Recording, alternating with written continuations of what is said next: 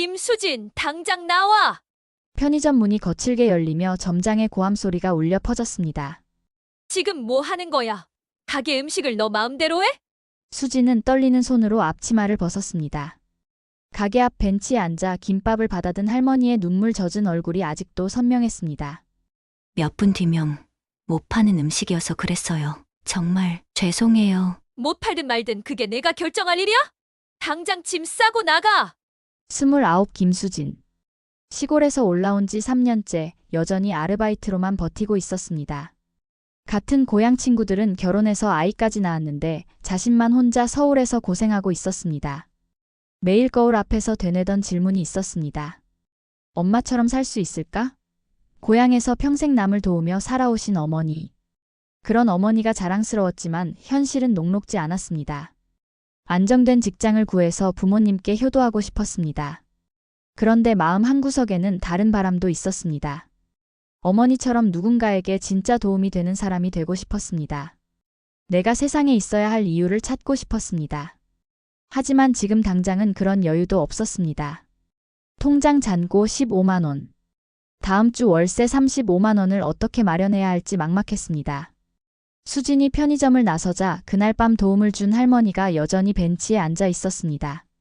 70 초반으로 보이는 그 할머니는 김밥을 소중히 품에 안고 있었습니다. 아가야. 나 때문에 일자리를 잃었구나. 할머니의 목소리에 죄책감이 가득했습니다. 수진의 마음이 아팠습니다. 괜찮아요, 할머니. 제가 선택한 일이니까요. 수진이 억지로 웃어 보였습니다. 그래도 정말 미안하다. 사흘 동안 아무것도 못 먹어서 정신이 없었어. 할머니는 낡은 한복 저고리를 입고 있었습니다. 옷은 여러 곳이 해져 있었지만 정성스럽게 기워져 있었습니다. 마치 수진의 친할머니를 보는 것 같았습니다. 할머니, 어떻게 이런 곳에서 지내세요? 할 수 없지 뭐. 아들한테 짐이 되기 싫어서. 할머니가 쓸쓸하게 웃었습니다. 수진의 가슴이 먹먹해졌습니다. 배고픈 할머니 앞에서 음식을 그냥 버릴 수는 없었습니다. 그건 사람으로서, 특히 할머니를 모시고 자란 손녀로서 할 일이 아니었습니다. 집으로 향하는 길, 수진의 휴대폰이 울렸습니다. 고향의 어머니였습니다. 수진아, 잘 지내니 별일 없고? 네, 엄마. 아버지 약갑하고 병원비가 좀 모자라서. 혹시 50만 원 정도 보낼 수 있겠니? 무릎이 안 좋아서 농사일도 제대로 못 하시는 아버지.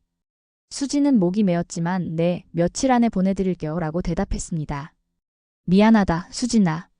너만 고생시키는 것 같아서. 아니에요, 엄마. 그런 말씀 마세요. 전화를 끊고 나니 현실이 더욱 무겁게 다가왔습니다.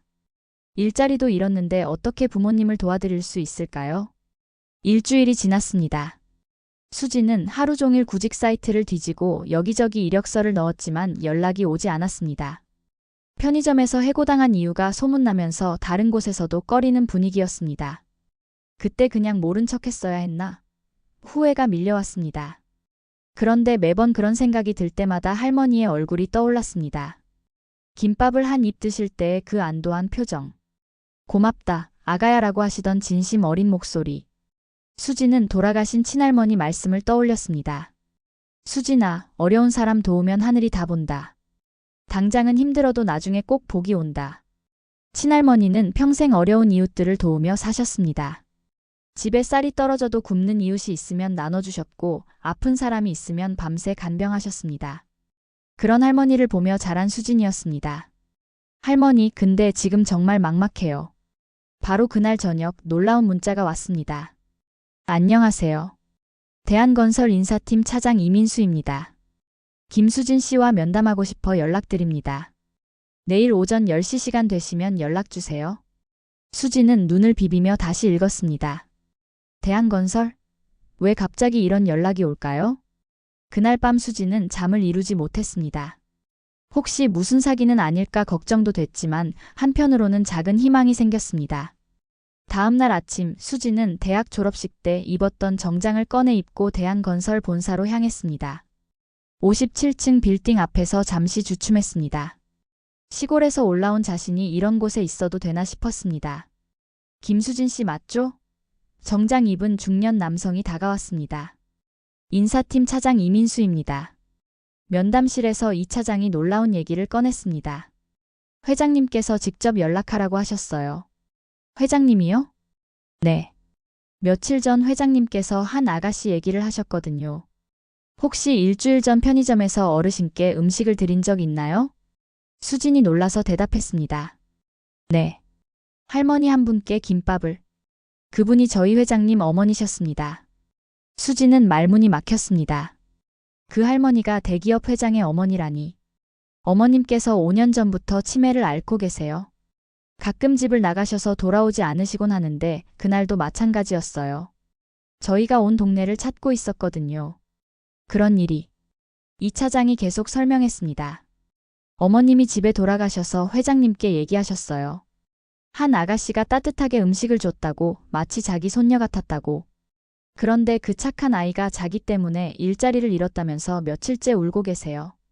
수진의 눈시울이 붉어졌습니다. 어머님이 계속 그 아가씨 생각을 하시면서 밥도 제대로 안 드시고 회장님이 정말 애를 태우고 계셔요. 바로 그때 면담실 문이 열렸습니다. 50 중반으로 보이는 남성과 함께 수진이 그날 밤 만났던 바로 그 할머니가 들어왔습니다. 할머니. 수진이 반갑게 일어섰습니다. 아가야. 할머니가 환하게 웃으며 수진의 손을 잡았습니다. 내가 매일 찾았다. 우리 착한 아가. 대한건설 강태호 회장이 수진 앞에서 깊이 고개를 숙였습니다. 정말 고맙습니다. 어머니께 보여주신 따뜻함에 진심으로 감사드려요. 아니에요. 당연한 일을 했을 뿐인데요. 당연하지 않습니다. 강 회장의 목소리가 떨렸습니다. 요즘 같은 세상에 손해를 감수하면서까지 어르신을 돌보려는 사람이 얼마나 될까요? 할머니가 수진의 두 손을 꼭 잡고 말했습니다. 아가야, 그날 내가 준 김밥이 그렇게 맛있을 수가 없었다. 우리 죽은 손녀 생각이 났어. 할머니. 강 회장이 계속했습니다. 어머니가 계속 말씀하세요. 그 아가씨는 마음씨가 다르다고, 진짜 효녀라고.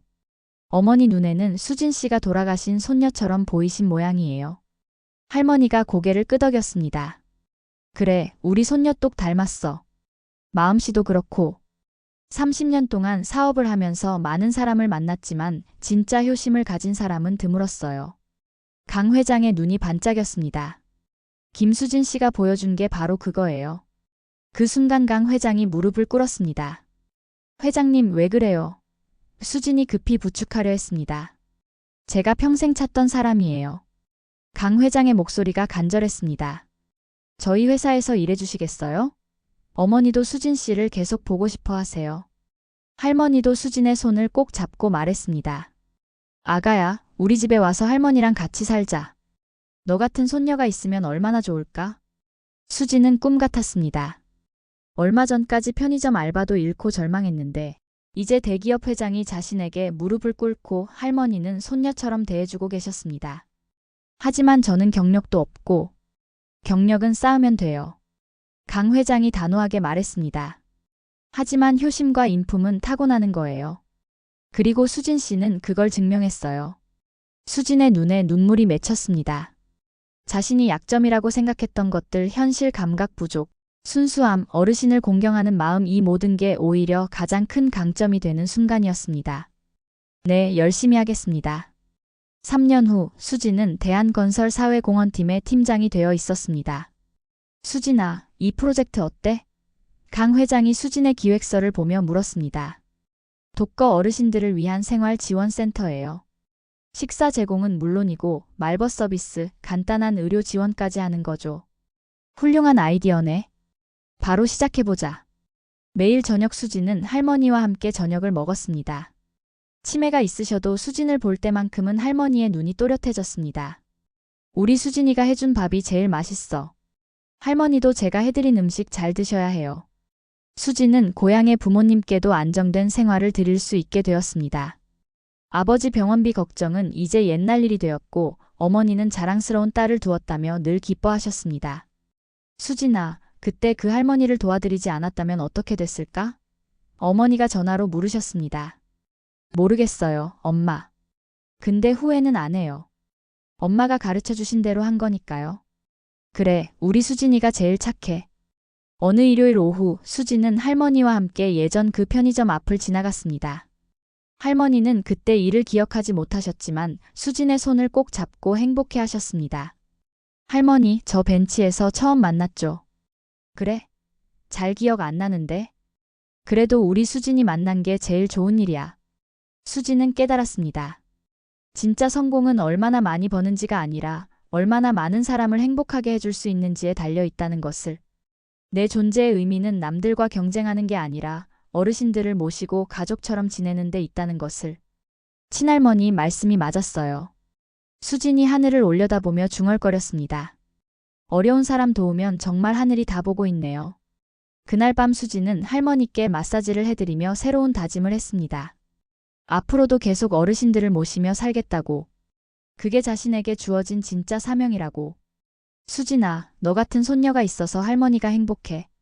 저도 할머니가 계셔서 행복해요. 따뜻한 봄날 저녁 할머니와 손녀처럼 지내는 두 사람의 집에는 웃음소리가 끊이지 않았습니다.